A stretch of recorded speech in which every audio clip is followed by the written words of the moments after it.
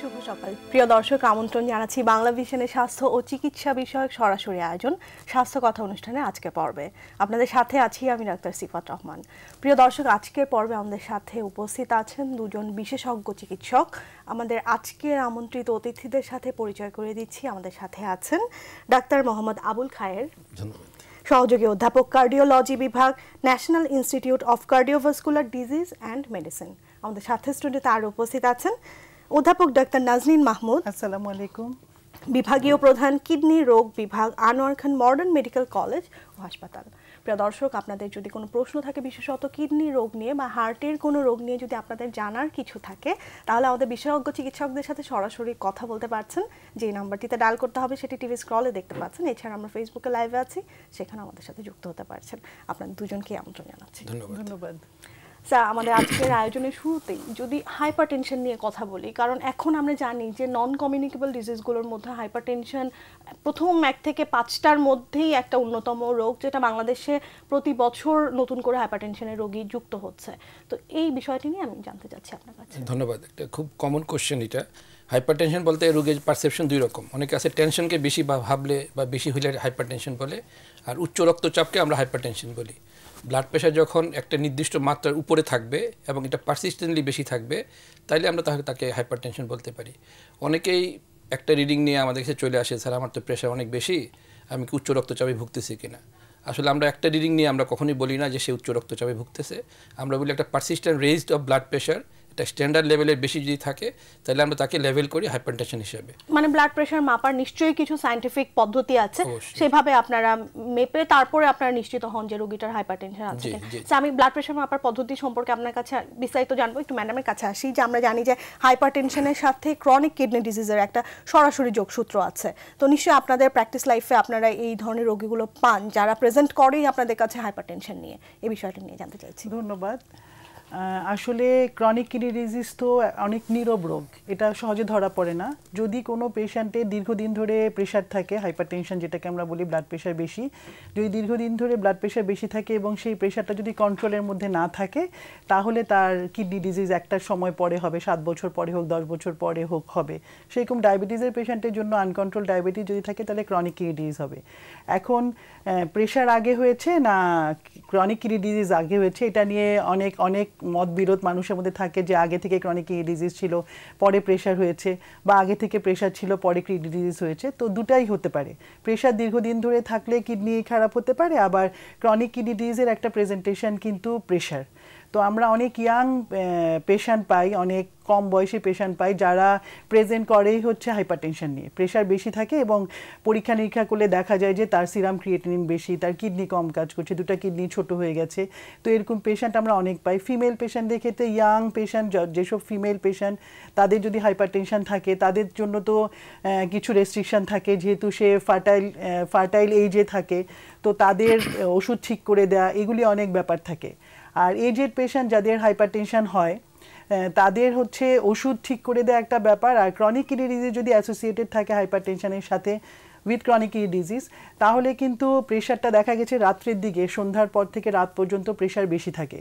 এবং সেসব পেশেন্ট যেসব অ্যান্টি হাইপারটেনসিভ ড্রাগে ওষুধে পানি আসে, সেসব পেশেন্টকে সেসব ওষুধ আসলে দেওয়া যায় না, কারণ ক্রনিক কিডনি ডিজিজের পেশেন্টের তো এমনি শরীরে পানি আসে, সেজন্য সেই পানি কম আসে। এরকম প্রেশারের ওষুধ অ্যাডজাস্ট করে দেওয়া আমাদের একটা কাজ। যে কিডনির পেশেন্ট অথবা হাইপারটেনসিভ পেশেন্টের ওষুধ অ্যাডজাস্ট করাটা কিন্তু অনেক বড় ব্যাপার। কোনো পেশেন্ট একবেলা ওষুধ খেলেই হয়ে যায়, কোনো পেশেন্টের 3 বেলা ওষুধ লাগে। তো আমরা সাধারণত প্রেশারের পেশেন্ট পেলে তো আমরা বলি যে আপনি একটা রিডিংয়ে প্রেশার পেলে সাধারণত প্রেশার বলি না, পরপর 3টা সেটিংয়ে, ধরেন 1 সপ্তাহ পরপর 3 সেটিং, অথবা এই সপ্তাহে আসলো একবার প্রেশার বেশি পেলাম, 1 মাস পরে আবার আসলো আবার প্রেশার, এরকম 3টা সেটিংয়ে যদি দেখি যে প্রেশার বেশি আছে, বেশি মানে হচ্ছে 130/90 উপরে যদি থাকে, তাহলে সেই পেশেন্টকে আমরা হাইপারটেনসিভ পেশেন্ট হিসেবে ডায়াগনোজ করি। আচ্ছা, ঠিক আছে। আর হচ্ছে অ্যান্টি হাইপারটেনসিভ ড্রাগসগুলো যেহেতু কিডনি দিয়ে যায় এবং কিডনির রেনিন অ্যাঞ্জিওটেনসিন সিস্টেম, যেটা কিডনির ভিতরে একটা সিস্টেম, সেই সিস্টেমটাই হচ্ছে প্রেশারকে কন্ট্রোল করে। সেজন্য কিডনির পেশেন্টদের হাইপারটেনশন হওয়া অথবা হাইপারটেনসিভ পেশেন্টদের কিডনি ডিজিজ হওয়া ভেরি কমন, মানে খুবই কমন এটা অ্যাসোসিয়েশনটা ক্রনিক কিডনি ডিজিজের সাথে হাইপারটেনশনের অনেক বেশি আর কি। আচ্ছা ম্যাডাম, আপনার কাছে আবার আসছি, আমি একটু স্যারের কাছে আসছি। যেটা বলছিলেন যে প্রেশার মেজার করার একটা পদ্ধতি, ম্যাডামও বললেন যে পরপর 3 বার প্রেশারটা মেজার করা হয়। আমরা জানি যে অফিস সেটআপে, মানে আপনাদের কাছে পেশেন্ট যখন যায় হসপিটাল সেটআপে, আপনারা প্রেশার মেজার করেন, আবার পেশেন্টকে মনিটর করার জন্য বাসাতেও একটা কন্টিনিউয়াসলি মনিটরিং এর মধ্য দিয়ে যেতে হয়। তো সেটার জন্য আসলে আইডিয়ালি কোনটা সায়েন্টিফিক ভাবে আপনারা বলেন যে প্রুভেন একটা পদ্ধতি? প্রেশার মাপার কিছু স্ট্যান্ডার্ড সিস্টেম আছে এবং কিছু স্ট্যান্ডার্ড নিয়ম মেনে প্রেশার মাপতে হয়। অনেক সময় দেখা যায় রোগী হুট করে এসে বলে স্যার আমার প্রেশারটা মেপে দেন, বেশি পাওয়া গেল। প্রেশার মাপার আগে পেশেন্টকে বেজাল কন্ডিশনে আসতে হবে। আমরা বলি অ্যাটলিস্ট 15 মিনিটস আপনি রেস্ট নেবেন, 15 থেকে 20 মিনিট। এর মধ্যে কোনো স্মোকিং করা যাবে না, টি, কফি, অ্যালকোহল বা অন্য কোনো খাবার খাওয়া যাবে না। তারপরে একটা কাম অ্যান্ড কোয়াইট জায়গায় বসবে, হাতটা রাখবে হার্ট লেভেলে, আপনি হাত উঁচু বা নিচু রাখা যাবে না। বাম বা ডান হাত যে কোনো জায়গায় আপনি প্রেশার মাপতে পারেন এবং কাফটা লাগাইতে হবে 1 ইঞ্চি উপরে, যে হাতের যে ভাঁজটা তার উপরে। তারপর আপনি রেডিয়াল পালস ফিল করে আস্তে আস্তে প্রেশার উপরে উঠাবেন। অনেকে বলে স্যার আমি কতটুকু উঠাবো? যার যেখানে রেডিয়াল পালস ডিজেপিয়ার করবে তার থেকে 20 মিলিমিটার মতো উঠাবে। উঠানোর পরে আস্তে আস্তে স্টেথো লাগায় শুনবে সে। উপরে যে প্রেশারটা থাকবে সেটা সিস্টোলিক এবং নিচের যে প্রেশারটা থাকবে সেটা ডায়াস্টোলিক প্রেশার। এবং রুগীরা দেখা যায় যে মানে যখন খারাপ লাগে তখনই প্রেশার মাপে। ধরেন যে আপনি উত্তেজিত হয়েছেন, আপনার দৌড়ি করে আসছেন, প্রেশার মাপতেছে এবং বেশি পাচ্ছে, ওই প্রেশারটাকে স্ট্যান্ডার্ড প্রেশার হিসেবে ধরা যাবে না। আপনি কাম অ্যান্ড কোয়াইট এবং বেজাল কন্ডিশনে থাকার পরে যদি প্রেশার মাপা যায়, তখন যদি বেশি পাওয়া যায় এবং পারসিস্টেন্টলি বেশি পাওয়া যায় তাহলে হাইপারটেনশন। আর প্রেশার মাপার জন্য বিভিন্ন রকম মেশিন পাওয়া যায়। আগে মার্কারি মেশিন পাওয়া যেত, আমরা কিছু ইউজ করি এখনও। অ্যান্ড্রয়েড মেশিন পাওয়া যায়, ডিজিটাল মেশিন পাওয়া যায়। প্রত্যেকটা মেশিনের সাথে কিছু স্ট্যান্ডার্ড ভেরিয়েশন আছে। আমরা প্রেশারে রেকর্ড করে ঢুকে বলে দিই যে আপনি যে কোনো একবেলা মাপবেন অথবা 2 বেলা মাপতে পারেন। অনেকে আছে সারাদিন প্রেশার মাপতেছে, খারাপ লাগছে প্রেশার মাপতেছে, যেটাই সমস্যা হয় সেই প্রেশারের দোষ। সারাদিন প্রেশার মাপার কিছুই নাই। আর প্রেশার বেশি হলে সাথে সাথে ওষুধ চেঞ্জ করার কিছু নাই। আপনাকে একটা নির্দিষ্ট নিয়ম মেনে প্রেশার মেপে 7 দিন বা 8 দিন পরে আপনি ফলো আপে আসবেন, কারণ প্রত্যেকটা ওষুধ অ্যাডজাস্ট হওয়ার জন্য কিছু সময় দিতে হবে আপনাকে। তারপরে যদি প্রেশার কন্ট্রোল না হয় তাহলে অ্যাড অন ড্রাগ অথবা অ্যাডজাস্ট করতে হবে ড্রাগকে। মানে সেটা তো বডিতে রেসপন্স করার জন্য কিছুটা সময় দিতে হবে। আমাদের সাথে ফোন একজন দর্শক আছে, আমরা ফোন কল নিয়ে আসছি। হ্যালো দর্শক, আসসালামু আলাইকুম। হ্যালো, আসসালামু আলাইকুম। জি ওয়ালাইকুম সালাম, আমরা শুনতে পাচ্ছি। জি, আমি চাঁদপুর থেকে বলছি। আমি ম্যাডামের সাথে একটু কথা বলতে চাই। জি বলেন। আমার ঘন ঘন প্রস্রাব হয়, আমার ডায়াবেটিস 5.5। জি, আর কোনো সমস্যা হয়? প্রস্রাবে জ্বালাপোড়া আছে? না না ম্যাডাম, প্রস্রাবে কোনো জ্বালাপোড়া নাই। রাতে কবার ঘুম থেকে উঠেন প্রস্রাব করার জন্য? না না, ওগুলো নাই। উঠতে হয় না। ডায়াবেটিস 5.5 এটা কি র্যান্ডম ব্লাড সুগার? ম্যাডাম আমার জি র্যান্ডম সুগার খাওয়ার পরে ম্যাডাম, খাওয়া দাওয়ার পরে 5.5। আচ্ছা, ধন্যবাদ দর্শক। আপনি ডায়াবেটিস যেহেতু আপনি ডায়াবেটিসের পেশেন্ট, সেহেতু আপনাকে অবশ্য ডায়াবেটিস কন্ট্রোল আছে কি নাই সেটা দেখার জন্য কিন্তু HbA1c একটা পরীক্ষা আছে, 4 মাসের অ্যাভারেজ গড় ডায়াবেটিস দেখার জন্য। তো আপনি HbA1c এই পরীক্ষাটা করান। এটা যদি 6%-এর নিচে থাকে তাহলে আপনার ডায়াবেটিস কন্ট্রোল আছে, এবং 6%-এর উপরে থাকলে ডায়াবেটিস কন্ট্রোল নাই। এবং আপনি হয়তো জেনে থাকবেন যে ডায়াবেটিস যদি দীর্ঘদিন আনকন্ট্রোল থাকে তাহলে কিন্তু কিডনির সমস্যা হতে পারে। সেজন্য ডায়াবেটিস কন্ট্রোল রাখাটা জরুরি। এবং ঘন ঘন প্রস্রাব যেহেতু আপনার হচ্ছে, তাহলে ঘন ঘন প্রস্রাবের 2-3টা কারণ। একটা হচ্ছে ডায়াবেটিস আনকন্ট্রোল হওয়া, 2 নাম্বার হচ্ছে আপনার প্রস্রাবে যদি কোনো ইনফেকশন হয়ে থাকে তাহলে ঘন ঘন প্রস্রাব হতে পারে, 3 নাম্বার হচ্ছে আপনি পানি যদি অনেক বেশি খান। ধরেন আপনি ওয়াশরুম করে আসলেন, আবার এসে 1 গ্লাস পানি খেয়ে ফেললেন, এবং ঘন্টায় ঘন্টায় যদি আপনি পানি খান, আমি অনেকে এরকম পেশেন্ট পাই যারা হচ্ছে 6-7 লিটার পর্যন্ত পানি খায়। তো একজন সুস্থ স্বাভাবিক মানুষের আসলে 3.5 থেকে 4 লিটার, গরমকালে 4.5 লিটার পর্যন্ত পানি খেলেই হয়, এর বেশি পানির দরকার হয় না। এবং রাত্রে ঘুম থেকে উঠাটাও, বারবার প্রস্রাব করতে যাওয়াটাও কিন্তু ডায়াবেটিস বেশি আনকন্ট্রোল থাকলে হয়। এবং রাত্রে ঘুম থেকে উঠে প্রস্রাব করতে যাওয়া কিন্তু কিডনি রোগের, ক্রনিক কিডনি ডিজিজেরও একটা লক্ষণ। তো আমি বলবো আপনি একটু ইউরিনের কালচার পরীক্ষাটা, ইউরিন রুটিন পরীক্ষা এবং কালচার পরীক্ষাটা করান। এবং ইউরিনের একটা টেস্ট আছে অ্যালবুমিন ক্রিয়েটিনিন রেশিও, কিডনি দিয়ে প্রোটিন যাচ্ছে কিনা সেটা দেখার জন্য। এটা ডায়াবেটিক পেশেন্টদেরকে আমরা 6 মাস পর পর অথবা ইউরিন ফর মাইক্রো অ্যালবুমিন এটা করতে দিই। এবং আপনি একটা সিরাম ক্রিয়েটিনিন পরীক্ষা করাবেন এবং ডায়াবেটিসের HbA1c-টা পরীক্ষাটা করাবেন, করায় একজন বিশেষজ্ঞ চিকিৎসকের পরামর্শ নেবেন। আচ্ছা দর্শক, আপনাকে ধন্যবাদ। ম্যাডাম খুব সুন্দরভাবে বুঝিয়ে বলেছেন, আশা করছি আপনার প্রশ্নের উত্তর পেয়েছেন। স্যারের কাছে আসি। স্যার, আমরা জানি যে আনকন্ট্রোল মানে হাইপারটেনশন যদি থাকে, অনেকগুলো টার্গেট অর্গান থাকে, এর মধ্যে ম্যাডাম তো কিডনি নিয়ে কথা বলছেনই, তা হার্ট হচ্ছে একটা অন্যতম অর্গান যেটা আসলে সবচেয়ে বেশি অ্যাফেক্টেড হয়। এবং নিশ্চয়ই পেশেন্টরা আপনাদের কাছে আসেই হার্ট অ্যাটাক নিয়ে বা হার্টের কোনো ডিজিজ নিয়ে, এই ধরনের পেশেন্ট নিশ্চয়ই এনআইসিভিডিতে আপনারা প্রচুর পান, তো সেই বিষয়টি নিয়ে কিছু বলবেন। ব্লাড প্রেশার যে আনকন্ট্রোল থাকে, রোগী জানতেছে না, হঠাৎ করে দেখা যায় যে হার্ট ফেলিউর নিয়ে আসতে পারে। আমরা বলি এটাকে হাইপারটেনসিভ হার্ট ফেলিউর। অনেক সময় দেখা যায় ব্লাড প্রেশারের জন্য তার ইসকেমিক হার্ট ডিজিজ ডেভেলপ করতেছে। অনেক সময় দেখা যায় কিডনি ডিজিজ, ম্যাডাম যেটা বলেছে সেগুলো নিয়ে প্রেজেন্ট করে। মোস্টলি প্রেজেন্ট করে পেশেন্ট চেস্ট পেইন এবং হার্ট ফেলিউর নিয়ে, uncontrolled hypertension with heart failure, uncontrolled hypertension with ischaemic heart disease. সেক্ষেত্রে আমাদের পরামর্শ থাকবে যাদের বয়স 40 উপরে, যারা রিস্ক ফ্যাক্টর আছে, যাদের ডিজিজ হওয়ার সম্ভাবনা আছে, তারা স্ক্রিনিং টেস্ট করবে, ডাক্তারকে ফলো আপ করবে, ব্লাড প্রেশার মনিটর করবে। সেই ক্ষেত্রে তার আনডিটেক্টেড প্রেশারটা সেটা ডায়াগনোস করা যাবে এবং পরবর্তী যে কনসিকুয়েন্স, যে জটিলতা হতে পারে সেগুলো প্রিভেন্ট করা যাবে। আচ্ছা, তার মানে আপনার আসলে রোগীদের জন্য মেসেজটা কি, যে রেগুলারলি স্ক্রিনিংটা করা, বিশেষ করে 30-এর পরে, কারণ তখন 40 পরে যদি কারো রিস্ক ফ্যাক্টর থাকে, রিস্ক ফ্যাক্টর বলতে যে কেউ ওবিস, কেউ স্মোকার, কেউ ডায়াবেটিস, কেউ কিডনি ডিজিজ, এবং ফ্যামিলি হিস্ট্রি আছে, এইসব যদি থাকে সে অবশ্যই স্ক্রিনিং টেস্ট করবে রেগুলার, ইয়ারলি। এবং হার্ট ভালো আছে কিনা সেটা বোঝার জন্য কি কোনো স্পেসিফিক টেস্ট আছে? হার্ট ভালো যে ইসিজি ইকো করবে, পেশেন্টের symptoms is main important point, যে সিমটমস আছে কিনা, চেস্ট পেইন হচ্ছে কিনা, ইসিজি করে দেখি আমরা এলভিএইচ বা স্ট্রেন আছে কিনা, ইকো করে দেখি আমরা হার্ট ডিজিজে ওয়াল মোশন অ্যাবনর্মালিটি আছে কিনা, স্ক্রিনিং করা যাবে। যেটা যে বুকে ব্যথা হলেই অনেকে ভয় পায় যে তার কি হার্ট ডিজিজ হয়েছে কিনা, যে বুকে ব্যথার সাথে হার্ট ডিজিজের একটা সম্পর্ক আছে আমরা জানি। প্রথমে আমরা চিন্তা করবো যে হার্ট ডিজিজ হতে পারে, কারণ আমরা যদি খারাপটা চিন্তা করি চিকিৎসাটা তাড়াতাড়ি নিব। আর যদি হার্ট ডিজিজ না হয়, স্ক্রিনিং টেস্ট করা বা অন্য পরীক্ষা করার পরে আমরা তাকে বলে দেবো তার হার্ট ডিজিজ নাই। মানে সব বুকের ব্যথায় হার্ট ডিজিজ তা না, কিন্তু বুকে ব্যথা হলে আমরা ইম্পর্টেন্স দিব যে হার্ট ডিজিজ হতে পারে। যদি হয়ে থাকে, ট্রিটমেন্ট না পায়, সেক্ষেত্রে ঝুঁকি আছে, মৃত্যুর ঝুঁকি বা হার্ট ফেলিউরের ঝুঁকি আছে। আচ্ছা স্যার, আপনাকে ধন্যবাদ। আমি একটু ম্যাডামের কাছে আসি, যে ম্যাডাম আমরা একটু ডায়ালিসিস নিয়ে কথা বলবো, কারণ রোগীদের মনে কিন্তু ডায়ালিসিস নিয়ে ভয় থাকে, যে যখন আপনারা তাকে বলেন যে ডায়ালিসিস করতে হবে, অনেক ধরনের অনীহা তাদের মধ্যে কাজ করে। তো এটার সুবিধা অসুবিধা দুটো নিয়ে একটু জানতে চাচ্ছি। ধন্যবাদ। আসলে ডায়ালাইসিসটা রুগীকে কখন দিতে হবে এটাই তো মেইন কথা, যে কেউই ডায়ালাইসিস দিতে চায় না, সেটা আলাদা হিসাব, কিন্তু ডায়ালাইসিসটা দেওয়ার ইন্ডিকেশনটা কি সেটা যদি পেশেন্ট দেখে, আমরা সাধারণত কিডনির পেশেন্ট যখন আমাদের কাছে আসে তখন আমি বলে দিই যে আপনার সিরাম ক্রিয়েটিনিন তো কিডনির পয়েন্ট, রুগীরা বাংলা এভাবে বলে যে এরকম আমার 2.5 আছে বা 2.5 আছে, আমার কখন ডায়ালাইসিস লাগবে।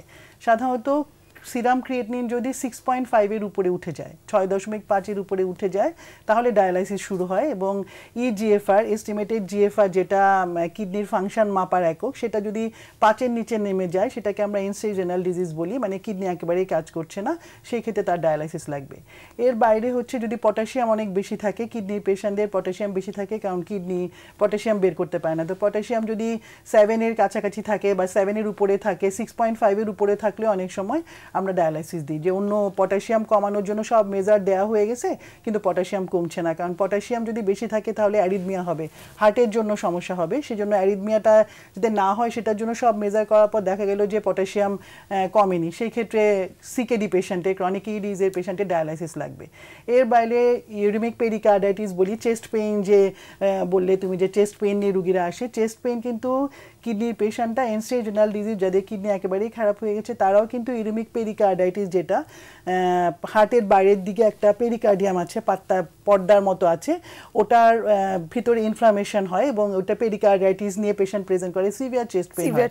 এবং এরকম চেস্ট পেইন যে পেশেন্ট সহ্য করতে পারে না, তখন কিন্তু ডায়ালাইসিস একটু 1 নম্বর ইন্ডিকেশন। আর হচ্ছে ইউরিমিক এনসেফালোপ্যাথি, পেশেন্ট অজ্ঞান হয়ে গেছে, কিডনির পেশেন্ট হঠাৎ করে অজ্ঞান হয়ে গেছে, সেই পেশেন্টকেও ডায়ালাইসিস লাগবে। এর বাইরে অনেক বেশি পানি আসছে, পানি কোনো কিছু ল্যাসিস দিয়ে, ডায়াটিক্স দিয়ে পানি কমছে না, পালমারি ইডিমা যদি থাকে, অনেক বেশি শ্বাসকষ্ট যদি থাকে, সেসব পেশেন্টের ডায়ালিসিসটা একটা লাইফ সেভিং একটা প্রসিডিউর, লাইফ সেভিং। এবং পেশেন্টদের মনে এটা ভয় থাকে যে আমার হয়তো ডায়ালাইসিস শুরু করলে সারা জীবন ডায়ালাইসিস দিতে হবে। এটা তো আসলে ডায়ালাইসিসটা শুরু হয়েছে আপনার কিডনি কাজ করছে না, যেহেতু আপনার কিডনি কাজ করছে না, কিডনি দুটাই ড্যামেজ হয়ে গেছে, তাহলে আপনাকে বেঁচে থাকার জন্য তো আপনার প্রস্রাবটা এক জায়গা দিয়ে করিয়ে দিতে হবে, আপনার প্রস্রাব তো হচ্ছে না। আমি দর্শকদেরকে বলছি, যাদের কিডনির পেশেন্ট ক্রিয়েটিনিন অনেক বেশি বেড়ে গেছে, প্রস্রাব একেবারেই হচ্ছে হচ্ছে না, তাদের তো প্রস্রাবটা করিয়ে দিতে হবে। এরকম না যে আমি তো 3 দিন প্রস্রাব না করে থাকতে পারবো না, তাহলে আপনাকে সেভ করার জন্য, আদারওয়াইজ আপনার শরীরে পানি চলে আসবে, আপনাকে সেভ করার জন্য আমরা ডায়ালাইসিসটা দিই। ডায়ালাইসিস দেওয়ারটা আসলে আপনাকে বাঁচানোটাই উদ্দেশ্য থাকে, এবং ডায়ালাইসিস সারা জীবন দিতে হয়, মানে ডায়ালাইসিস দিয়েই তো আপনাকে বেঁচে থাকতে হবে। কারণ আপনার কিডনি যেটা আমাদের শরীরের দূষিত জিনিস বের করে এবং পানি বের করে, এগুলি বের না করলে আমাদের সাফোকেশন হয়, শ্বাসকষ্ট হয়, তাহলে সেটা যদি কিডনিটা করে, কিডনি ডায়ালাইসিসটা হচ্ছে আর্টিফিশিয়াল একটা কিডনির মতো একটা ব্যাপার, সে কিডনির কাজটাই করে দিচ্ছে, এটা ভয়ের তেমন কোনো ব্যাপার নেই। আমরা সাধারণত সপ্তাহে 3 দিন হিমোডায়ালাইসিস দিলে 4 ঘন্টা করে আপনি ডায়ালাইসিস ইউনিটে যাবেন এবং 4 ঘন্টা আপনাকে ডায়ালাইসিস দিয়ে দেবে, আপনি ওখানে শুয়ে থাকবেন, টিভি থাকলে টিভি দেখবেন, খাওয়া দাওয়া করবেন, সব কিছুই করতে পারবেন। ডায়ালাইসিস যদি শুরু করেন আপনার বেটার লাইফ হবে।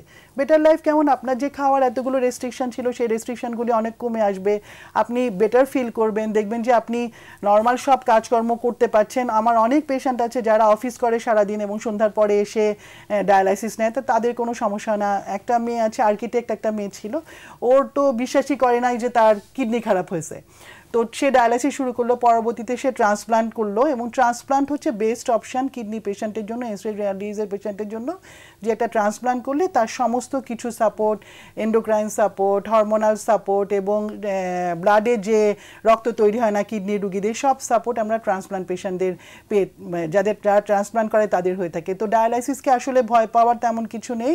আপনার যদি ক্রিয়েটিনিন বেশি বেড়ে যায়, আমি বলবো যত আর্লি আপনি ডায়ালাইসিস শুরু করবেন, আপনার কিডনির ফাংশন কিছুটা বাকি থাকতে যদি ডায়ালাইসিস শুরু করেন, তাহলে আপনার অনেক বছর আপনি সার্ভাইভ করতে পারবেন। ডায়ালাইসিস দিয়ে 20 বছর বেঁচে আছে এরকম অনেক পেশেন্ট আছে। মানে নন ইনভেসিভ একটা সেফ প্রসিডিউর। আপনি হিমোডায়ালাইসিস নিতে পারেন, পেরিটোনিয়াল ডায়ালাইসিস আছে, সিএপিডি আছে, বাসায় ডায়ালাইসিস, সিএপিডি ক্যাথেটার দিয়ে যে ডায়ালাইসিসগুলি সেটা বাসায় দেওয়া যায়, ইন্টারমিটেন্ট পেরিটোনিয়াল ডায়ালাইসিস আছে, আবার পার্মানেন্ট ক্যাথেটার দিয়ে আমরা ডায়ালাইসিস দিই।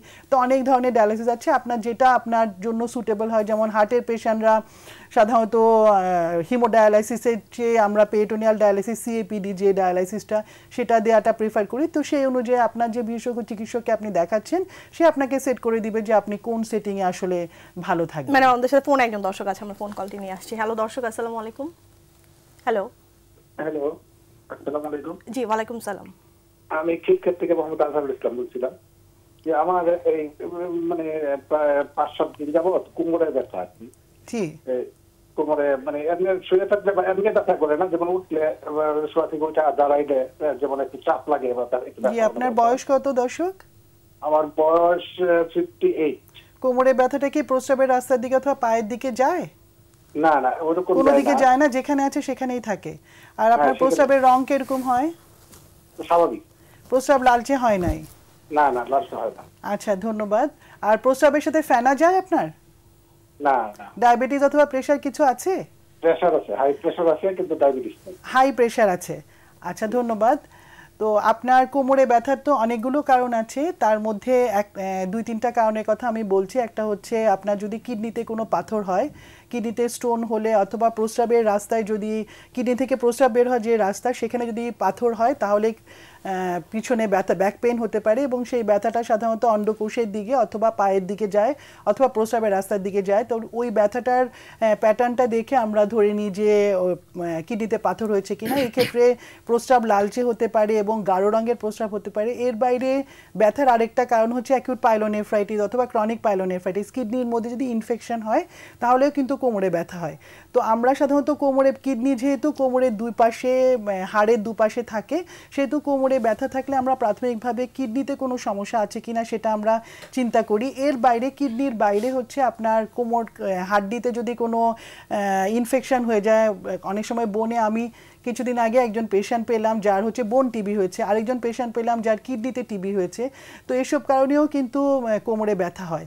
আর কোমরের হাড্ডি ক্ষয় ছাড়াও যদি ডিস্ক প্রোল্যাপস থাকে, অথবা আপনার ক্যালসিয়াম কম থাকে, ফসফেট বেশি থাকে, ভিটামিন ডি কম থাকে, এসব ক্ষেত্রে, অথবা মাসেল স্পাজম হয়, কোমরের মাসেল যদি স্পাজম হয়ে যায়, প্যারাথাইরয়েড হরমোন যদি বেশি থাকে, এসব সব কারণে আপনার কোমরে ব্যথা হতে পারে। তো কোমরে ব্যথা সাধারণত পেশেন্ট যদি নিয়ে আসে, আমরা পেশেন্টদেরকে একটা ব্যথার ওষুধ দিয়ে, একটা জেল আছে যে কোমরে লাগানোর জন্য, অনেক সময় মাসেল রিল্যাক্সেন্ট দিয়ে, মাসেল রিল্যাক্সেন্ট কতগুলো ওষুধ আছে সেগুলো দিই। ব্যথার ওষুধ তো কিডনির জন্য আসলে ক্ষতিকর, যেই ওষুধগুলো কিডনির পেশেন্টরা খেতে পারবে, সেই ব্যথার ওষুধগুলো আমরা পেশেন্টদেরকে দিয়ে এবং সমস্ত পরীক্ষা নিরীক্ষা করিয়ে তারপর হচ্ছে আপনার বেটার হবে। আপনি একজন বিশেষজ্ঞ চিকিৎসকের পরামর্শ নেন এবং আপনি ভারী কোনো কিছু আলগাবেন না এর মাঝখানে, এবং উপর হয়ে কোনো কাজ এটা আপনি সবসময় অ্যাভয়েড করবেন। যাদের কোমর ব্যথা থাকে তাদের সেটা অ্যাভয়েড করাই ভালো, এবং বিশেষজ্ঞ চিকিৎসকের পরামর্শ নিয়ে আপনার কোনো পরীক্ষা নিরীক্ষা লাগলে সেগুলি করিয়ে নেবেন। দর্শক আপনাকে ধন্যবাদ, আশা করি আপনার প্রশ্নের উত্তর পেয়েছেন। স্যারের কাছে আসবো। স্যার, হাইপারটেনশন নিয়ে মানুষের মধ্যে অনেক ধরনের মিথ থাকে, মানে হাইপারটেনসিভ রোগী প্রেশার একটু হাই হয়ে গেল, তেঁতুল খেলে প্রেশার নেমে যাবে, লবণ আসলে কাঁচা লবণ খাওয়া যাবে না, যেটা আপনার অ্যাডেড সল্ট খেতে মানা করেন। অনেক ক্ষেত্রে রোগীরা ভাবে যে লবণটা কি তাহলে রান্নায় অতিরিক্ত লবণ খেলে কি সেটা সেফ কিনা, মানে এই ধরনের নানা ধরনের প্রচলিত ভুল ধারণা আছে। সেই বিষয়টা নিয়ে একটু প্রথম কথা হলো যে তেঁতুল খেলে প্রেশার কমবে কিনা এটা কোনো সায়েন্টিফিক কোনো ব্যাখ্যা নাই। লবণ খেলে প্রেশার বাড়বে এটা সায়েন্টিফিক ব্যাখ্যা আছে। যাদের প্রেশার হয়ে গেছে তারা লবণ রেস্ট্রিক্টেড করবে, অ্যাডেড সল্ট খাবে না। এটা পাকা লবণ কাঁচা লবণ কোনো ব্যাপার না। কোনো ধরনের লবণ বা লবণ জাতীয় খাবার, যা লবণ মিশ্রিত খাবার, এগুলো খাবে না। তরকারিতে যেই লবণটা দিবে সেটা সে খাবে, অ্যাডেড সল্ট খাবে না। আর মেইনলি যেটা করবে, সে প্রেশার মনিটর করে প্রেশারটাকে ওয়েল কন্ট্রোল করবে। অনেকে আছে যে দেখা যায় যে প্রেশার 130/90, সে বলতেছে যে না আমার তো বয়স বেশি, আমি সে নিজেই তার অ্যাসেস করতেছে যে আমার এটাই ভালো। আবার বলতেছে যে 120/80 হইলে আমার খারাপ লাগে, এই জন্য আমি খাই না ওষুধ। আসলে আপনার প্রথম কয়েকদিন হয়তো খারাপ লাগবে ওষুধ খেলে, প্রেশার যেহেতু কমবে, কিন্তু আপনাকে প্রেশার ওষুধটা কন্টিনিউ করলে আপনি পরবর্তী যে কমপ্লিকেশন সেগুলো থেকে আপনি প্রিভেন্ট হতে পারবেন। কিডনি ডিজিজ হবে না, অথবা হাইপার টেনশনের জন্য heart failure, ischaemic heart disease, stroke, এগুলো থেকে আপনি বেঁচে যাবেন। মেইন কথা হলো লবণ কন্ট্রোল করবে। আর প্রেশার কমে শুধু ফল খেলে, পটাশিয়াম কন্টেনিং যে কিছু ফল আছে সেগুলো খেলে প্রেশার কমে। টক বা তেঁতুল খেলে প্রেশার কমে এরকম কোনো ব্যাখ্যা বা যুক্তি আমার কাছে জানা নাই, বা সায়েন্টিফিক কোনো কারণ নাই। অনেক পেশেন্টরা দেখা যায় যে হাইপারটেনশন যখন থাকে, যে কিছুদিন ওষুধ খাওয়ার পর যখন প্রেশারটা একটু নিয়ন্ত্রণে এসে যায় তখন ওষুধ খাওয়াটা বন্ধ করে দেয়, ডিসকন্টিনিউ করে। এটা আসলে কতটুকু খারাপ প্রভাব? এটা অনেক খারাপ। যারা ডিসকন্টিনিউ করে বা ইরেগুলার ড্রাগ করে তাদের ইস্কিমিক হার্ট ডিজিজ এবং স্ট্রোকের চান্স বেশি থাকে। কারণ আপনার বডি তো সবসময় অ্যাডজাস্ট করতে পারে না। আপনি একটা নির্দিষ্ট লেভেল যাওয়ার পরে বডি অ্যাডজাস্ট করে এবং প্রেশারটাকে মেনটেন করে। আপনি যখন সাডেন অফ করে দেবেন, প্রেশারও সাডেন বেড়ে যাবে, স্ট্রোকের চান্স বেশি এবং ischaemic heart disease, heart failure chance বেশি। তা আমার দর্শকদের কাছে আমাদের অনুরোধ থাকবে, আপনারা প্রেশার ওষুধ বন্ধ করবেন না। আপনি যদি দেখেন যে আপনার প্রেশার কমে যাচ্ছে বা আপনার খারাপ লাগতেছে, আপনি ডাক্তারের পরামর্শ নিয়ে ডোজ টাইট্রেশন করবেন, ডোজ কমাইতে পারেন, অথবা যে ওষুধ খেয়ে আপনার খারাপ লাগতেছে সেই ওষুধটা চেঞ্জ করে অন্য ওষুধ খেতে হবে। ওষুধ বন্ধ করা যাবে না, সাডেন অফ করা যাবে না। স্যার, আমরা তো জানি যে বয়সের সাথে আমাদের হাইপারটেনশন বা যে কোনো নন কমিউনিকেবল ডিজিজ হওয়ার রিস্কটা বেড়ে যায়, যে বয়স যত বাড়ছে বয়সের সাথে সাথে এই রোগগুলো হওয়ার একটা চান্স বাড়ে। কিন্তু এখন কিন্তু আমরা অল্প বয়সীদের মধ্যে অনেক বেশি হাইপারটেনশনের রোগী পাচ্ছি। একটু আগেও ম্যাডাম সেটা বলছিলেন যে ইয়াং অ্যাডাল্টসদের মধ্যে সিকেডি এবং হাইপারটেনশন প্রেজেন্টেশন নিয়ে ম্যাডামদের কাছে আসছে। তো এই যে এখন যে ইয়াং অ্যাডাল্টসরা আক্রান্ত হচ্ছে, এটা আমাদের জন্য একটা অ্যালার্মিং বিষয়। তো আসলে এর পিছনে কারণ কি বলে মনে করেন? মেইনলি প্রেশার হয় প্রাইমারি কজ আর সেকেন্ডারি কজ কিছু আছে। প্রাইমারি কজগুলো ইডিওপ্যাথিক, মানে আননোন কোজ, মেইনলি 90 to 95% আননোন কোজ, জানে না কার কি আছে। সেকেন্ডারি কজের মধ্যে কিডনি ডিজিজ একটা, হার্ট ডিজিজ একটা থাকতে পারে, রক্তনালী সমস্যার জন্য হতে পারে, ড্রাগ ইন্ডিউস হতে পারে, হরমোন ইন্ডিউস হতে পারে, অথবা ফ্যামিলি হিস্ট্রি যাদের আছে তাদের হতে পারে। তাহলে প্রাইমারি কজ আইডেন্টিফাই করতে হবে। যার প্রেশার ধরা পড়বে তার প্রাইমারি কজ কী আছে সেটা জানতে হবে, সেকেন্ডারি কজ কোনো আছে কিনা জানতে হবে। যেমন মেয়েদের ক্ষেত্রে আমি প্রায় আসলেই জিজ্ঞেস করি যে কন্ট্রাসেপটিভ পিল খাচ্ছেন কিনা, ওসিবি খাচ্ছেন কিনা। এটা খেলে অনেক সময় প্রেশার বাড়ে, অ্যাডেড সল্ট যদি খায় পারে। সেই জন্য যাদের বর্ডার লাইন হাইপারটেনশন থাকে, আমরা প্রথম বলি আপনি লাইফস্টাইল চেঞ্জ করবেন। অ্যাডেড ড্রাগ যেগুলো আছে, যেগুলো প্রেশার বাড়ায়, সেগুলো আপনি অফ করবেন। লবণ খাওয়া বন্ধ করবেন, ওয়েট বেশি থাকলে ওয়েট কমাবেন, স্মোকিং বন্ধ করবেন। তারপর আমরা 1.5-2 মাস আবার ফলো আপ করি। যদি দেখি যে না কমতেছে না, তাদেরকে আমরা প্রেশার ওষুধ অ্যাড করি।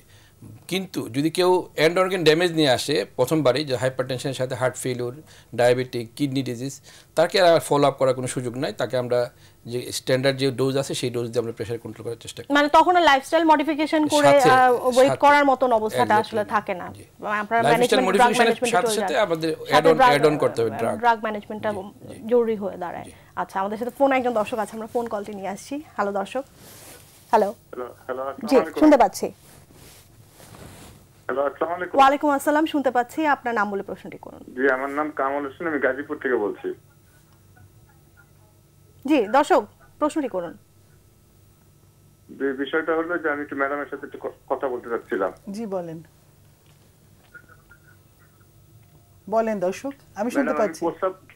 আমার যখন প্রস্রাব হয় তখন দেখা যায় যে হালকা হলদে কালার এবং ওই হালকা হালকা ফেনা যায়, আবার ওই তৈলাক্ত ভাব দেখা যায় আর কি। আচ্ছা, কারণটা ম্যাডাম আমরা ফোনের উত্তরটা একটু ছোট বিরতির পরে নিব। দর্শক আপনি আমাদের সাথে থাকুন, আপনার প্রশ্ন উত্তর আপনি পেয়ে যাবেন। আমরা এখন একটি ছোট্ট বিরতিতে যাচ্ছি, বিরতির পর আমাদের আলোচনা পরবর্তী অংশ নিয়ে ফিরে আসছি, আমাদের সাথে থাকুন।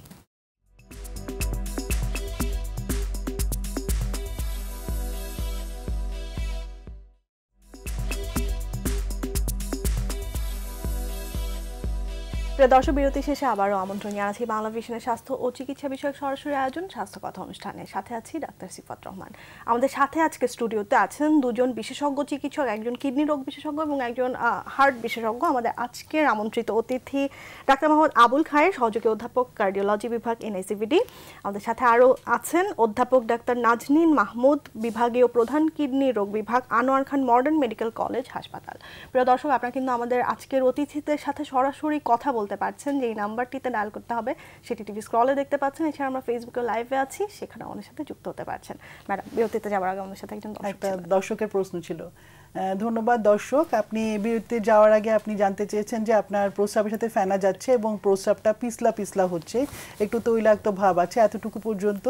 তো আমি সেটা বলছি যে যখনই আপনার প্রস্রাবে ফেনা যাবে অথবা প্রস্রাবে এরকম তৈলাক্ত ভাব বা ফ্লাশ করার আগে দেখলেন যে হাই কমোডে করলে ফ্লাশ করার আগেই দেখা যায় ফেনা হচ্ছে, অথবা প্রস্রাব ফ্রদি হয়ে যায়, মানে প্রস্রাব করলেন, যদি যারা পটের মধ্যে প্রস্রাব করেন প্রস্রাবটা ঢালার সময় দেখা যাবে যে ঠাস করে প্রস্রাবটা পড়ে গেছে, এরকম যখনই হবে তখনই আমাদের চিন্তা করতে হবে যে আমাদের প্রস্রাবের সাথে প্রোটিন যাচ্ছে কিনা, কিডনি দিয়ে প্রোটিন যাচ্ছে কিনা, মাছ মাংস দুধ ডিম যেটাই খাচ্ছে সেটা কিডনি দিয়ে বের হয়ে যাচ্ছে কিনা। এবং kidney disease, chronic kidney disease ধরার প্রাথমিক লক্ষণ কিন্তু এটা যে প্রস্রাবের সাথে ফেনা যাওয়া, এবং প্রস্রাবের ফেনা গেলে সেটা আমরা কোনোভাবেই ভালো চোখে দেখি না। আপনি ইউরিন ফর মাইক্রো অ্যালবুমিন অথবা অ্যালবুমিন ক্রিয়েটিন রেশিও, ইউরিনের একটা পরীক্ষা, প্রস্রাবের পরীক্ষা এবং রুটিন ইউরিন এক্সামিনেশন, এই তিনটা পরীক্ষা বা যে কোনো একটা পরীক্ষা, যেমন অ্যালবুমিন ক্রিয়েটিন রেশিও শুধু করালেই হয়ে যাবে।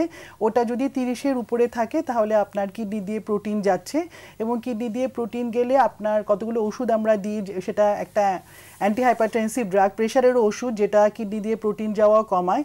যদি আপনার প্রেশার ভালো থাকে তাহলে আমরা কিডনি দিয়ে প্রোটিন বন্ধ করার জন্য ওষুধ দিই। এর পাশাপাশি আপনার কিডনির সমস্যা আছে কিনা একটা সিরাম ক্রিয়েটিনিন লেভেল এবং পুরা পেটের আলট্রাসোনোগ্রাম, বিশেষ করে কিডনির আলট্রাসোনোগ্রাম, একটা রক্তের পরীক্ষা, এবং আপনার প্রেশার বেশি আছে কিনা, ডায়াবেটিস আছে কিনা, HbA1c পরীক্ষা, এই পরীক্ষাগুলি আপনি অবশ্যই করাবেন, করিয়ে একজন বিশেষজ্ঞ চিকিৎসকের পরামর্শ নেবেন। এর বাইরে যদি এই প্রস্রাবে ফেনা যাওয়ার সাথে সাথে আপনার কোমরে কোনো ব্যথা থাকে, অথবা রাত্রেবেলা প্রস্রাব ঘন ঘন হয়, অথবা প্রস্রাবে জ্বালা পোড়া থাকে, আপনার এই যদি 40-র উপরে থাকে তাহলে আপনাকে অবশ্যই স্ক্রিনিংয়ে যেতে হবে এবং চেক আপ করাতে হবে। আচ্ছা ম্যাডাম, খুব সুন্দর করে বললেন, আশা করছি উনি ওনার উত্তরটা পেয়েছেন। আমি একটু স্যারের কাছে আসছি, যে স্যার একটু আগেই আপনি ড্রাগ ম্যানেজমেন্টের কথা বলছিলেন, তো যেটা হয় যে পরিবারে হয়তো একজন হাইপারটেনশনের রোগী আছে, তার প্রেসক্রিপশনটা ফলো করছে পরিবারের আরেকজন সদস্য, যেটা আসলে আমাদের বাঙালি কালচারের মধ্যেই এই বিষয়গুলো ইনকর্পোরেটেড হয়ে আছে। তো এই বিষয়টি নিয়ে স্যার কিছু বলবেন? আপনি যে পয়েন্ট অ্যাড করছেন তার সাথে আমি একটা পয়েন্ট অ্যাড করি। পরিবারে কোনো সদস্য যদি প্রেশার ওষুধ খায় সেটা খাওয়া যাবে না। সেকেন্ড হলো কোনো ফার্মেসি থেকে নিয়ে কোনো ওষুধ খাওয়া যাবে না। একটা সিঙ্গেল ওষুধ দিয়ে কোনো প্রেশারের চিকিৎসা করা যাবে না। প্রথমে আসি আমি ফিমেল গ্রুপে, যার জেন্ডার, যারা প্ল্যান প্রেগনেন্সি করতেছেন তাদের জন্য নির্দিষ্ট কিছু ওষুধ আছে, আমরা বলি যে অ্যাভয়েড করবেন। যদি প্রেগনেন্সি হয়ে যায় তাহলে সেই কিছু ওষুধ আছে খাওয়াই যাবে না। মায়ের জন্য যেমন ক্ষতিকর, বাচ্চার জন্য আরও বেশি ক্ষতিকর। তাহলে সেই ক্ষেত্রে ডাক্তারের পরামর্শ ছাড়া আপনি কোনো ওষুধ খাবেন না। থার্ড হলো যে ইয়াং পেশেন্টকে আমরা কিছু ওষুধ অ্যাভয়েড করি, যেহেতু তার পার্সোনাল লাইফ হ্যাম্পার্ড হতে পারে। তাকে আমরা বলি যে আপনি এই ধরনের ওষুধ খাবেন না, সেটা ডাক্তারের পরামর্শতে খাবেন। সুতরাং বাসায় একজনে যদি বিটা ব্লকার খায়, সে যদি এটা খায় তাহলে খাইতে পারবে না। যার হাঁপানির রোগ বা অ্যাজমা রোগ আছে সে কিছু ওষুধ খেতে পারবে না। বাসায় কেউ বিটা ব্লকার খাচ্ছে, সেইটা খেলে এই রোগ আরও বেড়ে যাবে। যার কিডনি ডিজিজ আছে তার জন্য প্রেশার ওষুধ ডিফারেন্স, যার ডায়াবেটিক্স উইথ কিডনি ডিজিজ তার জন্য আলাদা, যার diabetic with hypertension with ischaemic heart disease বা হার্টের ব্লকজনিত রোগ তার জন্য আলাদা। তার মানে প্রত্যেকটা চিকিৎসার জন্য এটা আমরা বলি একটা ফিলোসফি। এটা আপনি একটা সিঙ্গেল ড্রাগ দিয়ে চিকিৎসা করতে পারবেন না। একটা ওষুধ দিয়ে আপনি চিকিৎসা করতে যাবেন তাহলে আরেকটা কমপ্লিকেশন বেড়ে যাবে। তাহলে আমাদেরকে চিন্তা করতে হয় রোগীর এজ, রোগীর জেন্ডার, রোগীর পার্সোনাল লাইফ, রোগীর বয়স অ্যান্ড কোমরবিডিটি সব চিন্তা করে আমরা আমাদের থিঙ্কিং এটা অ্যাপ্লাই করে রোগীর জন্য যেটা বেনিফিট সেইটা আমরা চিকিৎসা দিই। আপনি সিঙ্গেল ড্রাগ দিয়ে কোনো ওষুধ খেতে পারবেন না, পলিফার্মেসি করা যাবে না, বিশেষজ্ঞ চিকিৎসকের পরামর্শ ছাড়া আপনি লং টার্ম কোনো প্রেশারের ওষুধ খাবেন না। প্রতিটা পেশেন্টের অবস্থা কিন্তু ডিফারেন্ট এবং আপনারা ইন্ডিভিজুয়াল অবস্থা চিন্তা করে তার জন্য একটা ট্রিটমেন্ট প্ল্যান করেন। আরেকটা আমরা করি সোশ্যাল স্ট্যাটাস দেখি যে তার ফাইনান্সিয়াল কোন স্ট্যাটাস ওষুধটা সে কিরকম অ্যাফোর্ড করতে পারছে। পারে। এখন তো হাইপারটেনশনের চিকিৎসা অনেক আধুনিক ড্রাগ এসেছে, আপনারা সেগুলো প্র্যাকটিস করছেন। বিশেষ করে হার্টকে সেভ করার জন্য নিশ্চয়ই আপনারা অনেক ধরনের কম্বাইন্ড ড্রাগ থেরাপিও দিয়ে থাকেন, সেই বিষয়টা নিয়ে একটু জানতে চাইছি। আগে যখন ছিল লিমিটেড ড্রাগ ছিল, যে আমরা চয়েস ছিল না, এখন বাজারে অনেক চয়েস আছে, যে যার হার্ট ফেলিউর, প্রেশার, অনেকে আছে যে অনেক ড্রাগ খেতে চায় না, অ্যাডেড ড্রাগ পাওয়া যায়, মানে কম্বিনেশন ড্রাগ বলি আমরা, সিঙ্গেল ড্রাগের সাথে একটা ড্রাগ ওষুধের সাথে দুইটা ড্রাগ মিক্স করা থাকে। এগুলো আমরা খুব ভালো ব্যবহার করি এবং রুগীরাও খুব অ্যাকসেপ্ট করে নেয় যে একটা ওষুধে সে ভালো আছে, আর রিজনেবল প্রাইসেও পাওয়া যায় এগুলা। তা আমাদের পরামর্শ থাকবে যে রুগীরা যখন প্রেশার ডায়াগনোসিস হবে, সে তার ডাক্তারের পরামর্শ মতে আমরা যেটা করি, লো ডোজে শুরু করি, সিঙ্গেল ড্রাগে শুরু করি, ফলো আপ করি। যদি কন্ট্রোল না হয় তাহলে আমরা ডোজ হয় বাড়াই, নাহলে কম্বিনেশন ড্রাগে চলে যাই। সুতরাং ডাক্তারের পরামর্শ নিলে উনি ভালো থাকবেন এবং তার অল্প খরচে ভালো চিকিৎসা পাবেন। এবং নির্দিষ্ট সময় পরপর ফলো আপে আসা, আপনাদের কাছে আসা, তখন আমি আপনারা একটু add নিশ্চয়ই করে দিই। তার অবস্থা বুঝে হয়তো ডোজ বাড়ানো কমানো। ফলো আপটা দুইটা কারণে করতে হবে। ফলো আপটা করতে হবে যে আপনার প্রেশারের ওষুধে অ্যাডজাস্ট হচ্ছে কিনা, প্রেশার ওষুধে কোনো সাইড ইফেক্ট হচ্ছে কিনা, যেটা শারীরিকভাবে দেখা যেতে পারে, অথবা রক্ত পরীক্ষা করে বোঝা যেতে পারে যে তার কোনো সাইড ইফেক্ট হচ্ছে। আচ্ছা, অবশ্যই ম্যাডাম কিছু বলতে চাচ্ছিলেন। হ্যাঁ, এটার সাথে অ্যাডেড যেরকম উনি বললেন যে প্রেশার ওষুধ যারা নতুনভাবে শুরু করছে, মানে এইবারই প্রথম প্রেশার ধরা পড়েছে, 3 সিটিংয়ে হোক 2 সিটিংয়ে হোক যেটাই হোক, প্রেশার ধরা পড়েছে, প্রেশার ওষুধটা শুরু করেছে। তো প্রেশার ওষুধটা শুরু করার আমরা সাধারণত ফলো আপ সব পেশেন্টকে সব ডক্টররাই লিখে দেয় যে 1 সপ্তাহ পরে আপনি ফলো আপে আসবেন, ওই ওষুধটা আপনার কতটুকু কাজ করেছে। যদি কাজ না করে, যে ওই ওষুধটা দিয়ে প্রেশার অ্যাডিকুয়েট কন্ট্রোল হলো না, এবং আমরা পেশেন্টদেরকে বলে দিই বাসায় আপনি সকাল বিকাল, ডিজিটাল মেশিনে তো এখন প্রেশার দেখা 5-10 এদিক ওদিক হয়, বাট একটা অ্যাজাম্পশন করা যায়। তো প্রেশার মেপে আপনি সকাল আর বিকালে, সকালে ঘুম থেকে উঠে ওয়াশরুমে যেয়ে আসার পরে আপনি প্রেশারটা দেখবেন, আবার বিকালবেলা 5টা-6টার দিকে আপনি প্রেশারটা মেপে রাখবেন, মেপে লিখে রাখবেন, এবং ওই প্রেশারের যে এটা নিয়ে আপনি আসবেন আমার কাছে, 1 সপ্তাহ পরে আসবেন। তো 1 সপ্তাহ পরে আসার পরে ওনাদের প্রেশার দেখা আর ডক্টরের প্রেশার দেখার মধ্যে একটা পার্থক্য আছে। তো আমরা আবার প্রেশার চেক করে দেখি যে প্রেশারটা কীরকম আছে। যদি প্রেশার কন্ট্রোল হয়ে যায় তাহলে তো সিঙ্গেল ড্রাগেই রাত্রেবেলা খেলো, তার কন্ট্রোল হয়ে গেল। যদি না হয় তাহলে ওই ড্রাগটাই আমরা দুবেলা, সকালে একবার রাত্রে একবার, অথবা অ্যাড অন, উনি যেটা বললেন যে অ্যাড অন আরেকটা নতুন প্রেশার ওষুধ অ্যাড করতে পারি, এবং তারপরে তাকে আবার 1 সপ্তাহ পরে অথবা 2 সপ্তাহ পরে ফলো আপ। ম্যাক্সিমাম পেশেন্টই হয় কি, আসার পরে প্রেশার ওষুধ লিখে দেওয়ার পর সে ওই ওষুধ দিয়ে চলে গেছে, একটা ওষুধ দিয়েই চলতে থাকে, দীর্ঘদিন ধরে হয়তো আসছে না ফলো আপ। এবং যখন সে আসে তখন দেখা গেছে যে তার এই প্রেশারের কারণে তার হার্ট ফেলিওর হয়েছে, অথবা তার কিডনি ফেলিওর, মানে অলরেডি কোনো একটা টার্গেট অর্গান ড্যামেজ হয়েছে। সেজন্য প্রেশারের ওষুধ শুরু করলে এটা মনে রাখতেই হবে দর্শকদেরকে। দর্শক আপনাদেরকে বলছি যে আপনি প্রেশার ওষুধ যখনই নতুনভাবে শুরু করবেন, অথবা যেটাই করেন, যে কিডনির সমস্যা আছে প্রেশার ওষুধ চেঞ্জ হচ্ছে, অথবা আপনার নতুনভাবে প্রেশার ধরা পড়েছে, আপনি প্রেশারের ওষুধ শুরু করার 1 সপ্তাহ পরে অবশ্যই ফলো আপে যাবেন যে ডক্টরকে দেখাচ্ছেন, এবং উনি আপনার প্রেশার ওষুধ অ্যাডজাস্ট করে দিবে। কোনোভাবেই ফার্মেসি থেকে অথবা অন্য কোনোভাবে বাসার কারো থেকে প্রেশারের ওষুধ হোক, সেটা ডায়াবেটিসের ওষুধ হোক, আপনি কোনোভাবে এটা অ্যাডজাস্ট করবেন না। এবং প্রেশারের ওষুধ শুরু করার পর আমরা সাধারণত সিরাম ক্রিয়েটিনিন লেভেল একটা আছে, সেটা একটা ইসিজি করে দেখা, একটা বুকের এক্সরে করে দেখা। প্রেশারের রুগীদের 6টা পরীক্ষা আমি বলি, প্রথমেই প্রেশার ধরা পড়লে আপনি 6টা পরীক্ষা আমরা করাই ফেলি। সেই পেশেন্টদেরকে একটা বুকের এক্সরে, একটা ইসিজি, একটা ইউরিনের রুটিন পরীক্ষা, একটা অ্যালবুমিন ক্রিয়েটিনিন রেশিও, প্রস্রাবে প্রোটিন যাচ্ছে কিনা সেটা দেখা, এবং একটা হচ্ছে কোলেস্টেরলের পরীক্ষা, লিপিড প্রোফাইল, একটা লিভারের জন্য এসজিপিটি এবং সিরাম ক্রিয়েটিনিন। এই পরীক্ষাগুলি আপনি করাবেন। আপনার কি কিডনির কারণে প্রেশার বেড়েছে কিনা, আপনার হার্টের কোনো সমস্যা আছে কিনা, লিভারে কোনো সমস্যা আছে, কোলেস্টেরল হাই কিনা, সেটা দেখে নিয়ে তারপর হচ্ছে মানে বেসলাইন ইনভেস্টিগেশন গুলো করতেই হবে, ইনভেস্টিগেশন করতেই হবে। করে আমাদের সাথে ফোনে দর্শক আছে, আমরা ফোন কলটি নিয়ে আসছি। হ্যালো দর্শক, আসসালামু আলাইকুম। হ্যালো। ওয়ালাইকুম আসসালাম। আসসালামু আলাইকুম। আমি পটুয়াখালী থেকে বলছি। স্যারের কাছে আমার একটা প্রশ্ন আছে। জি স্যার, শুনতে পাচ্ছেন? দর্শক বলেন প্লিজ। আমার প্রশ্ন, কিছুদিন আগে একটু অসুস্থ বোধ করছিলাম,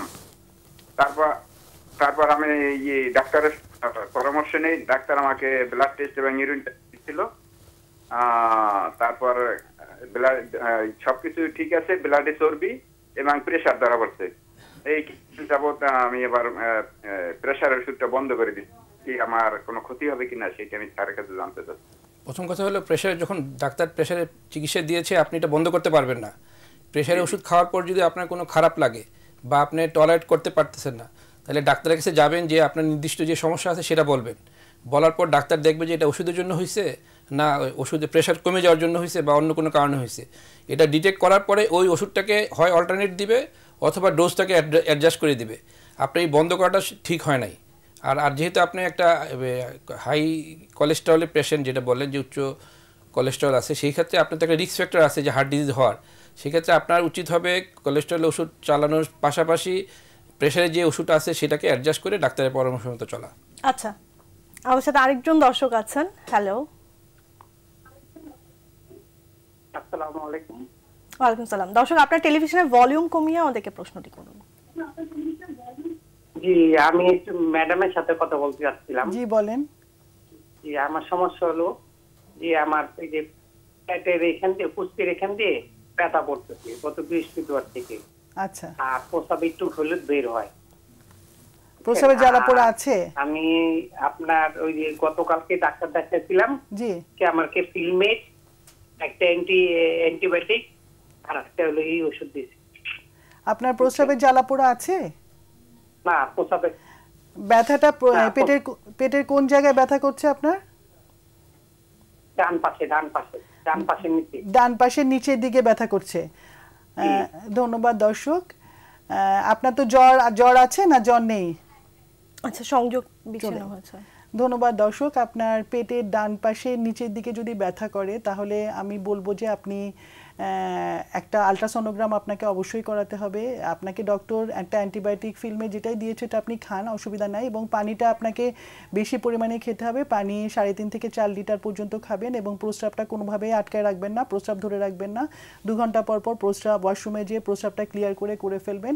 এবং একটা রক্ত পরীক্ষা, একটা আলট্রাসোনোগ্রাম। আমরা সাধারণত পেট ব্যথার রুগীদেরকে, আমরা নিচের পেটে যদি ব্যথা হয় সেই ধরনের পেশেন্টদেরকে একটা ইউরিনের কালচার পরীক্ষা, ইউরিনের রুটিন এক্সামিনেশন একটা, এবং আলট্রাসোনোগ্রামটা করতে বলি। একটা এক্সরে, লাম্বোস্যাক্রাল স্পাইন অথবা কেইউবি রিজনের এক্সরে করতে বলি। অনেক সময় কিডনিতে পাথর কিডনি থেকে বের হয়ে প্রস্রাবের রাস্তা দিয়ে নিচের দিকে আসলেও কিন্তু আপনি যে জায়গাটায় ব্যথা বলছেন কোনায়, সেই ব্যথাটা হতে পারে। অনেক সময় অ্যাপেন্ডিসাইটিস হলে এই ব্যথা হতে পারে, প্রস্রাবে ইনফেকশন হলে এই ব্যথা হতে পারে।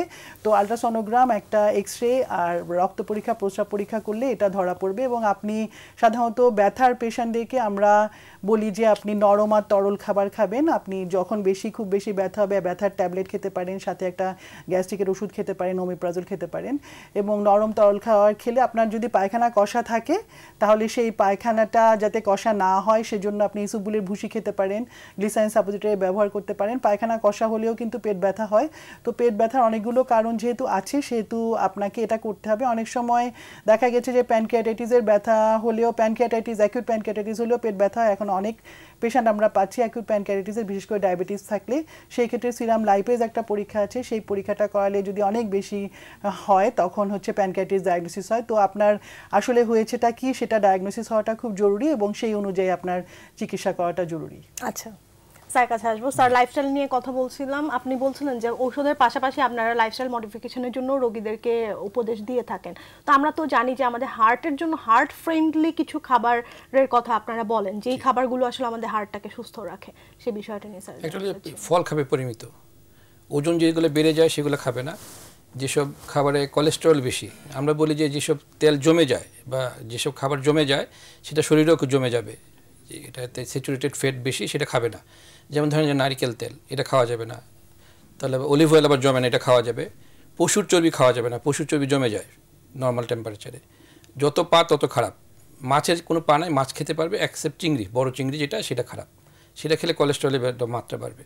তাই লাইফস্টাইলের মধ্যে আপনি ওজন নিয়ন্ত্রণ করবেন, ডেইলি এক্সারসাইজ করবেন উইদিন লিমিট, আপনার শরীর যা অ্যালাউ করে। অনেক আছে যে ডায়াবেটিক পেশেন্ট, হার্ট ডিজিজ আছে, হাঁটলেই বুকে ব্যথা হয়, সে চিন্তা করে যে আমার তো ডায়াবেটিস কন্ট্রোল করতে হবে, হাঁটতেছে অনেক জোরে, তাতে তার হার্ট ডিজিজ বাড়তেছে এবং হার্ট ফেলিওর চান্স আছে। আমরা বলি উইদিন লিমিট আপনি হাঁটবেন, আপনার শরীর যা অ্যালাউ করে তাও হাঁটবেন, ওজন নিয়ন্ত্রণ করবেন, খাদ্য কন্ট্রোল করবেন, পটাশিয়াম কন্টেনিং ডায়েট, যদি অন্য কোনো কন্ট্রাইন্ডিকেশন না থাকে তাহলে সে পটাশিয়াম কন্টেনিং ডায়েটগুলো প্রেশারের জন্য ভালো। নিয়ন্ত্রিত ওজন রেখে ওষুধ নিয়ন্ত্রণ করে চলবে সে, তাহলে সে সুস্থ এবং ভালো থাকবে। স্যার আপনাকে অসংখ্য ধন্যবাদ। আমাদের অনুষ্ঠানের সময় শেষ। ম্যাডাম যদি এক লাইনে দর্শকদের জন্য কোনো উপদেশ দিতে চান, আমাদের সময় শেষ। দর্শক, আমি আশা করব আপনারা কিডনি ডিজিজটা ঠিকমতো ডায়াগনোসিস হবে আপনাদের ক্ষেত্রে, এবং আপনারা 6 মাস পর পর একটা অ্যালবুমিন ক্রিয়েটিন রেশিও এবং একটা সিরাম ক্রিয়েটিন অবশ্যই করবেন। ডায়াবেটিস অবশ্যই কন্ট্রোল রাখবেন, এবং প্রেশারটা যেরকম আমরা আজকে আলোচনা করলাম যে প্রেশার কন্ট্রোলের মধ্যে রাখাটা, আদারওয়াইজ আপনার কিডনি খারাপ হয়ে যেতে পারে। তো ধন্যবাদ দর্শক। আপনাদের দুজনকেই অসংখ্য ধন্যবাদ। প্রিয় দর্শক, আমাদের আজকের পর্বে আলোচনা ছিল এই পর্যন্তই। আশা করছি আমাদের বিশেষজ্ঞ চিকিৎসক যে পরামর্শগুলো দিয়েছেন আপনারা উপকৃত হয়েছেন। আপনাদের সাথে দেখা হবে সামনের পর্বে নতুন কোনো বিষয় নিয়ে। সবাই সুস্থ থাকবেন, ভালো থাকবেন।